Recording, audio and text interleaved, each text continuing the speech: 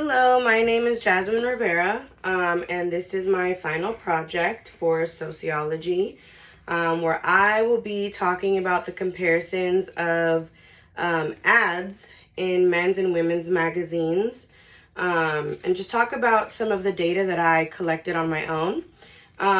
So I picked up Cosmopolitan and Men's Health magazines, and I really picked out the ones that kind of stood out to me. And there's a big, even just looking at the poster, you can see there's a difference in just like the color schemes, color, kind of the activities that the men are doing here. And then there's a lot of just more girly things going on here, which sends the message that one group of people cannot use the same products or be given the same message in magazines as the other group. Now in module 6, where we watched Killing Us Softly, which was about advertisement of women and men, and there was comparing of how women are sexualized in ads with food or with fragrances and things of that sort. They're showing more skin. They're supposed to be a lot of times more fair skin, more skinny. And so just the importance of paying attention to those kinds of things and what are the messages that they are sending and how social constructs play a role in the way that advertisements are made and put into magazines. I'd like to point out a couple of things on here that really stood out to me when I was picking out the images.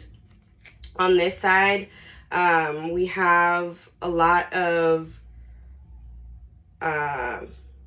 products for hygiene, skincare, and there are a couple ads that I will touch on specifically that kind of really stood out to me. And you can see the colors that they use on this side are much brighter and what would say even more girly. There's a lot of pinks, purples, whites, just a lot of bright colors that in magazines would be considered, not just in magazines, but that would be considered more feminine. And even in the way that their makeup is done here, it's very natural. It sends this we know they have makeup on, but this is sending a message that this is what women should look like. It's a no makeup look. And I'm actually a makeup artist, so in real life, it actually takes a lot of makeup to execute this type of look.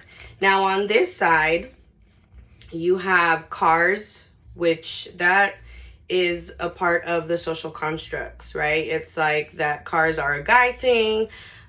Even up here, it says born for this. It's like men are born to drive trucks. This ad is blocking this a little bit, but it's a truck. This man is very muddy. He's wearing a helmet. This guy down here is surfing with his son. This guy down here is biking. This guy here is working out. And this ad for this cologne, it didn't have the word fragrance on there, but even just the man is very strong and it's very godlike, like he's a god, and women should just fawn over him and just desire him, right? There's weights here, a watch. And so on this side, with the color scheme, you can see there's a lot of dark colors, a lot of blues.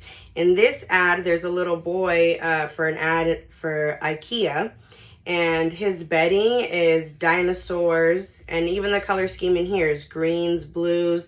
So there's definitely, even in this poster, just a message that these more neutral, dark tones are for men.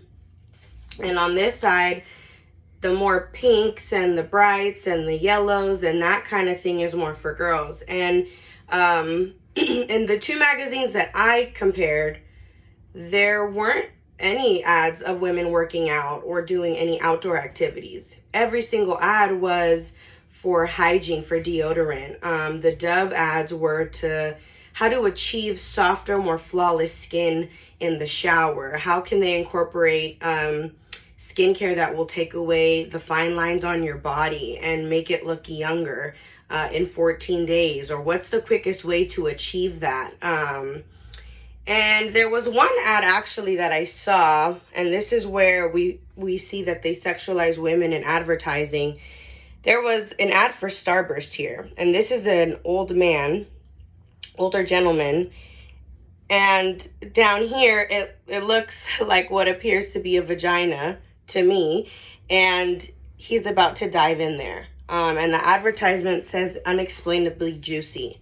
And so I think when I looked at this image and I saw that, it was like, okay, women's vaginas are supposed to be juicy. Like, we're supposed to, it's sexual. It sends a certain message that we need to be desirable.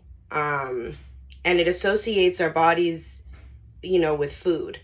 And then this one too, it was for Magnum ice cream.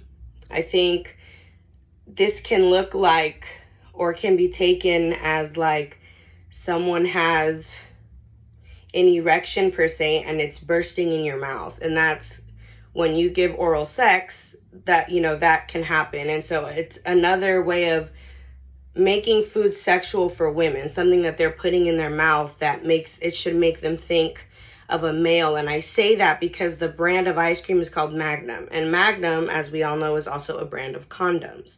And just things like this woman here said, I wore sleeves to hide my skin, now I wear what I want. So that sends the message that if you don't have flawless skin, you shouldn't be wearing certain things. But with men, they can have facial hair. This man has chest hair, no problem. So, I think it's safe to say that when it comes to women, often we're sent the message that we need to look appealing. Our skin needs to be flawless. This ad here is for waxing, and it's saying that being smooth is a dream. So, we're sent through advertising the message of like, if you don't have flawless skin, it's not beautiful, it's not enough. There was even an ad here that said a lot of women don't leave abusive relationships unless they can take a dog with them. And I think, to me, this spoke to women being unable to be alone, which that's not at all true. And I don't think not being able to take a dog is the reason why women don't leave abusive relationships. And so I think that kind of took away from a really important issue that happens all over the world. But, those were just my findings. I just found that, with these advertisements for men, it's just like, oh, these are guy things. Women don't want to buy trucks. They shouldn't buy trucks. Women don't work out. Women, don't wear these colors. They don't enjoy surfing. They don't enjoy the gym. For us, they make it about consuming food and enjoying food and indulging in food. At least that's the messages that I received from the ads in the magazines that I chose.